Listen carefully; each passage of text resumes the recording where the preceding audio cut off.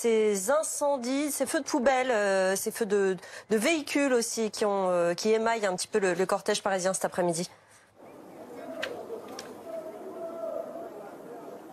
Oui, alors là où je suis, ce sont deux feux de deux roues, des motos qui ont donc été incendiées. Nous sommes rue de Vaugirard et tout à l'heure, les forces de l'ordre sont venues un petit peu pour sécuriser la zone. Il y a très peu de gilets jaunes là où nous sommes. Il y en a quelques-uns, mais le gros du défilé est parti ailleurs. Et scène assez étonnante, c'est un habitant ou un commerçant du quartier qui est sorti avec un extincteur pour essayer d'éteindre le feu. Les pompiers ne sont pas encore venus. Les habitants regardent ça d'un air un peu effaré. Alors voilà, les pompiers qui arrivent à l'instant où je vous parle, donc deux roues moto qui ont été incendiées. On est un peu à l'écart du parcours, justement. Une partie des manifestants voulaient prendre cette rue de Vaugirard. Les forces de l'ordre ils les ont empêchés, ont tiré des gaz lacrymogènes. Du coup, le défilé s'est un petit peu éparpillé. Les manifestants qui sont un peu partis par différents axes. Et on le disait tout à l'heure, cette manifestation qui a des allures très différentes selon les moments. Par moments, elle se passe très calmement. Par moments, il y a des heurts avec les forces de l'ordre, notamment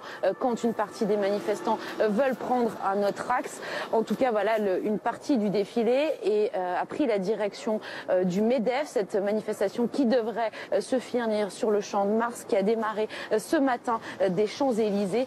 Des manifestants, pour la plupart, qui voulaient aujourd'hui manifester pacifiquement. Et c'est vrai que la grande majorité du défilé s'est passée dans le calme, mis à part 2 points de crispation devant l'Assemblée nationale, devant le Sénat, et à noter également certains casseurs, plusieurs dizaines d'individus qui s'en sont pris à de très nombreuses agences bancaires et agences d'assurance sur le parcours du défilé.